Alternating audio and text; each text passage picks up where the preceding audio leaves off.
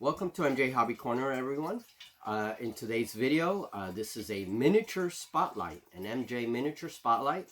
And for those of you that don't know, I have two spotlight videos. One has to do with rules, where I pick a random rule set from my collection and I talk about it, give a brief overview. And then I have my miniature spotlight, which is basically the same thing. I grab a group of miniatures from my collection, usually something that's themed together, maybe one manufacturer or something like that, and basically talk about them. And that's what I'm doing in this video. Okay, so it's a chance to talk a little bit about miniatures with you guys. And we know that, I mean, in our hobby, miniatures are, I mean, they're crucial. They're the thing. They're what we use to play our games with.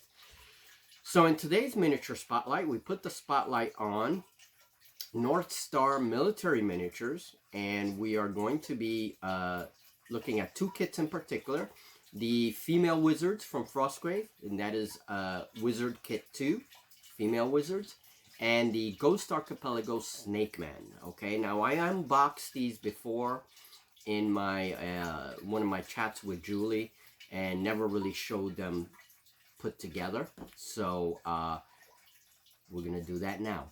All right, so brief thing about these miniatures: they are hard plastic. They are very good quality miniatures, good detail, as you will see shortly. Also, the miniatures have, especially around the arms, good surface area for gluing arms. And one of the things that's most important that I like about Northstar military miniatures is the fact they're not priced too bad. They're about average, okay? Average price compared to some higher end minis. Yeah, they are cheaper. But for the most part, they're pretty average in terms of price. But in some kits, like in the Oathmark kits, you get a lot of miniatures. You get up to 30 miniatures in some of the Oathmark kits. And one of the things that I've raved about in Northstar military miniatures in Oathmark is the fact that their cavalry kits have 15 figures, which in 28 millimeters, it's hard to come by. Usually you get cavalry kits that are very small, like, you know, 5 miniatures, 6 miniatures, whatever. You don't get real cavalry. If you want to get real cavalry numbers, you buy 1/72 scale, and there you get a nice number of cavalry, right? But in Oathmark and in North, which is by Northstar, by the way, you get a good amount of cavalry, right, with the fantasy figures. All right, but also important is that these miniatures have a lot of bits left over once you finish the kits, which means that you can do a lot of conversions. The kits go very well with each other, and in part maybe with other kits as well. I tried converting, and I'm going to show you that at the in one of the clips. I made a little halfling female by using the body of War Games Atlantic halfling, and then putting on one of the wizard female heads that I had left over from the kit. I mean, you get quite a bit of heads left over and so forth. So it's pretty good. And that's something that I really like about Northstar. All right, so without further ado, let's look at the miniatures and at these two kits. And then at the end of the video, towards the end of the video, we have two secret miniatures. This is something I'm going to be doing in my videos. And the secret miniatures are usually relics, very old minis, or maybe not. They're just minis that I have in my collection that I've had for a long time, you know. So, all right, so stay tuned for the secret miniatures at the end. All right, let's get to it. Okay, so this is one of the female figures. This is the way I put her together. She has a nice twisting dagger and her staff. Okay, so let's just continue down. But you can see all the detail on the robes. You can see the detail on her face. Very nice figures. Let's just spin this a little bit. Here is another one, and now this one has the potion bottle and the scroll. Okay, and she has a cool haircut.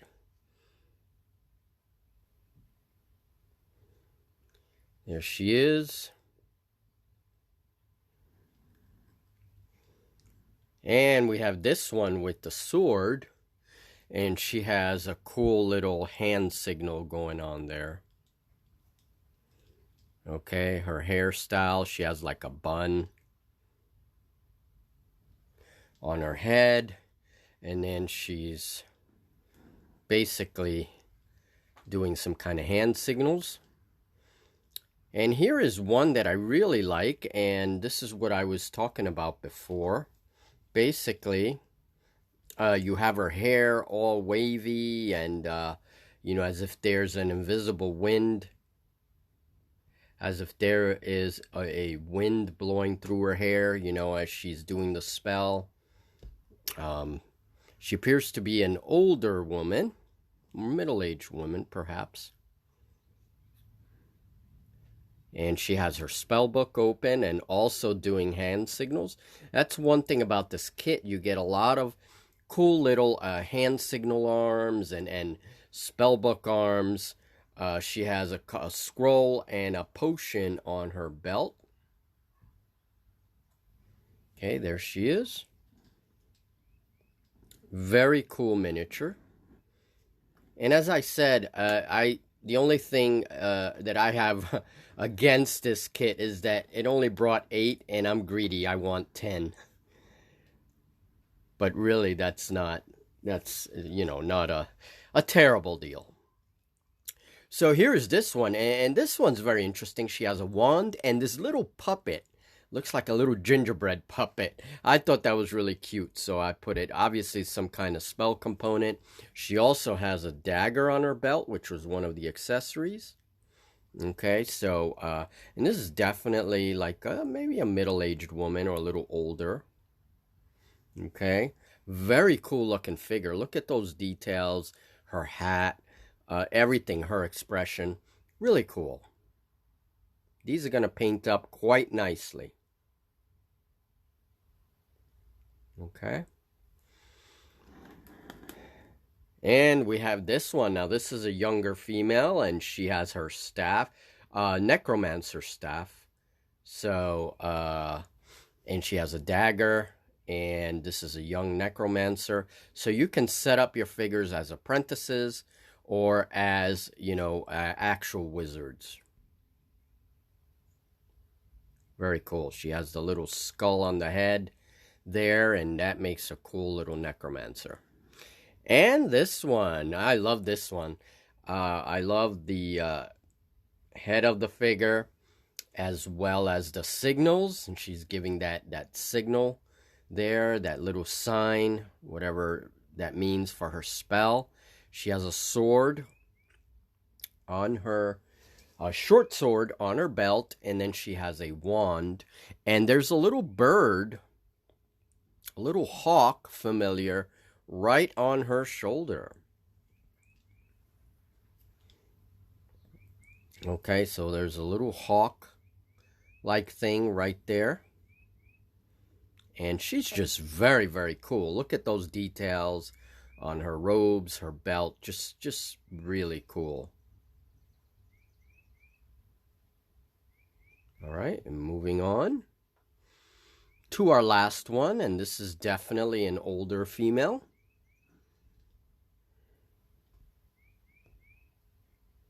Maybe not that old, but she is holding a bell. Okay, and a lot of interesting spell components, like bells and you know, things like that. The little gingerbread thing, whatever that is, that little puppet thing. So lots of cool spell components and lots of cool little expressions on the faces. Okay, so there you go. All right, so let's just give it a spin. Let's just give it a spin. Here they are again. And these are Northstar Military Miniatures Female Wizards. There's the necromancer with a rat as a familiar as well. There's Miss Gingerbread Puppet. I really like that one too. Of course, these all have to get painted. And I will do that soon because Julie needs wizards. And these are mostly for Julie's armies, but I like having females as well. So, and that's the last one of the kit. That is how I chose to put them together. Okay, let's look at the Ghost Archipelago snake men from Northstar. And these are really cool. You can see that snake head attached to the bipedal body. Okay. And these are really cool. Now, I use these as like either troglodytes in a sort of cave setting to other kinds of like lizard men. I use them as like marsh lizard men, maybe a tribe that lives in marshes. Because in my armies, I like to collect lizard men. And I have a wide variety of different lizard men, so I can kind of show different tribes. That's what I like to do. And these definitely fit that category, okay? So we're going to just move this way. Here is a bow. And what I want to show is all the variety of weapons that this kit has. Okay, so we have a bow here. You can see the scale details, nice looking figures. Okay, and the other one had like a crooked sword. All right, so now a bow. Here we have a shield and another crooked bow. And look at that guy with the snarling expression. I'm just going to switch him a little bit so you can see that. So look at that. You could definitely see the snake head. Very nice looking figure. They also have a kind of like Aztec thing going on there with the neck, you know. So very, very cool. And they're wearing, it looks like a combination of like scale, you know, leather, and yeah, kind of leathery armor. This one is interesting because he looks, he has the little horns on his head, okay, and he looks pretty interesting. So again, good variety in the heads. This one's holding a big, massive club. Okay, very nice head varieties. And I'm just going to switch a little bit there. There, you can kind of see the back. There could be a little metal on these guys in terms of armor. So, pretty cool. Or you can do it all leather. However you want to paint them. This one's holding a spear. And again, they have that really snarly face. Really snarly face. Now, the one coming up is interesting because this is what I would think as a snake man. Okay? This is what I think about when I think of a snake man. And this is a Reaper Bones miniature. Okay, we're going to talk about Reaper Bones in future videos. Okay, and I really like this guy. You know, I like that he's like a little rattlesnake with arms, and he has his swords and a bow. Okay, he's well armed, so very, very cool adventurer kind of character. You know, if I'm looking for something a little more exotic and weird, have like a group of adventuring reptilians, humanoid reptilians. So he definitely fits the bill. He is not Northstar, though. I just wanted to compare a traditional snake man with the snake men that we have here. Okay, so the line continues. And you get 20 of these guys. So you get a lot of guys in this kit. Okay, he's holding a spear. They're very hunched back. I really like that about them. This one has, it looks like it's an axe-like weapon. It's not a real axe, though. There's a battle axe. And look at that snarl. A snarl only a mother can love. There you go. Okay, and there's another one. And you can see his tongue clearly there. And he's holding a crossbow. So you do get plenty of ranged weapons. You get another, here's another bow. Okay, another archer. And so I assembled a few archers and crossbowmen because it gives me good ranged capability. And there's a really cool one. Okay. And also notice the variety in shields and the variety in sort of what they're wearing. It's very cool, the variety that you get with these miniatures. I really like it. Okay, it's like they all seem a little different. This one has more of a tower shield. Okay, and there we go. And here we are back at the originals that I started with. So really beautiful, beautifully detailed figures. These need to get painted, and then they're going to go into various lizardmen armies that I have planned. Okay, but these are great in dungeon crawls to have, like I said, some kind of reptilian enemy.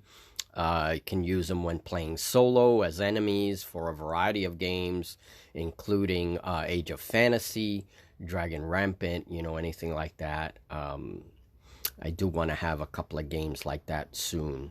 All right, so these have a wide variety of uses in my armies, especially my reptilian armies.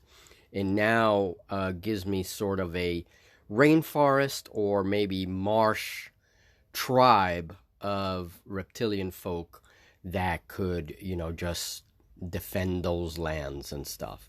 So in forces of nature, these work very well also.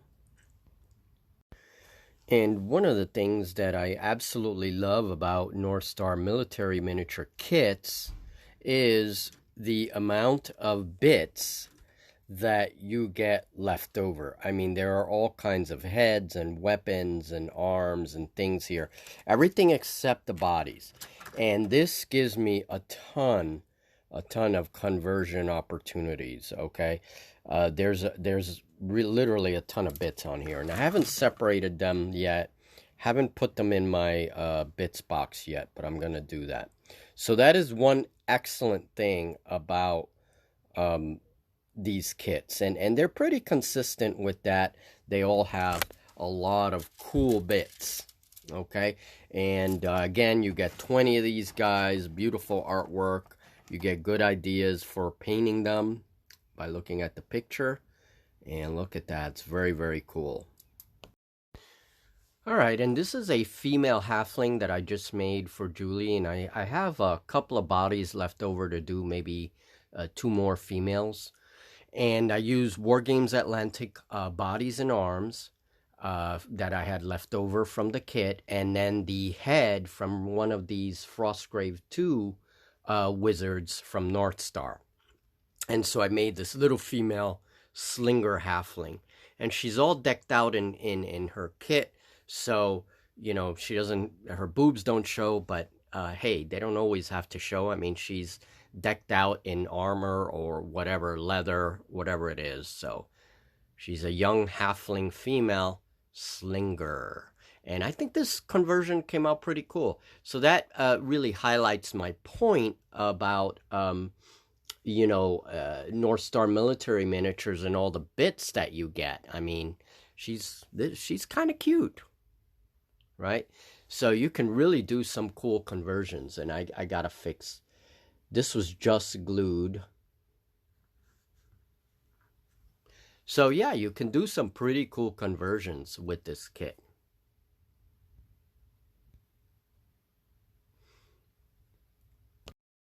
So my first secret miniature is an old chaos sorcerer.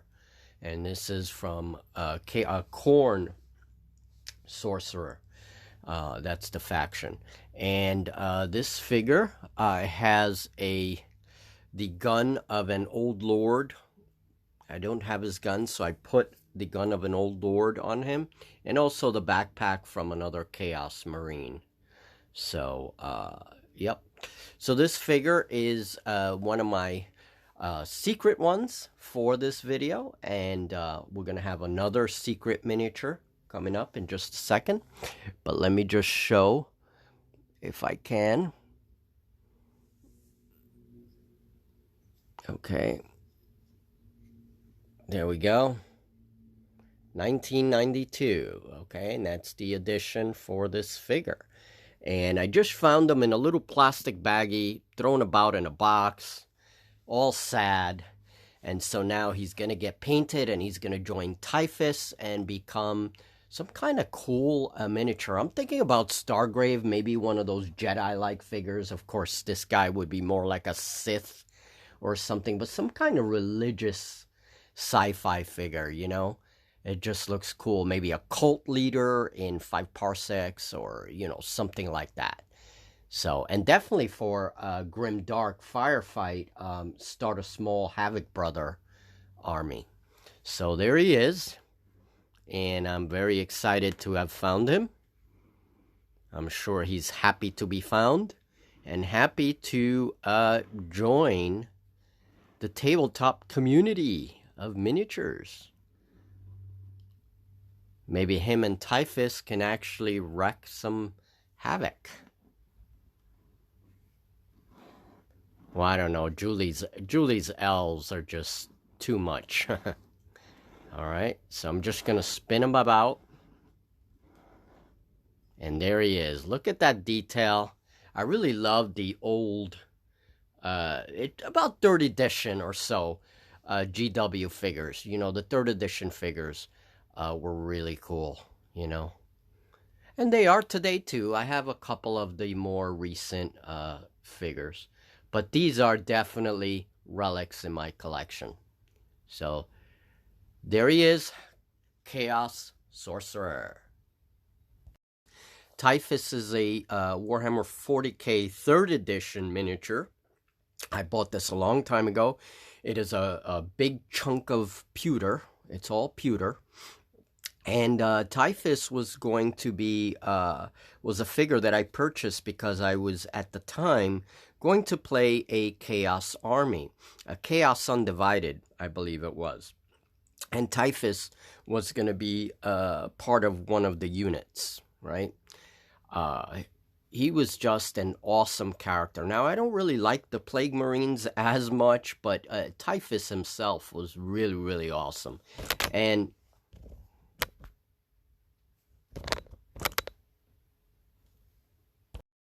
all right, so what will I do with Typhus? I just recently found Typhus in a box, and so he's gonna be a character figure in my Frostgrave warband.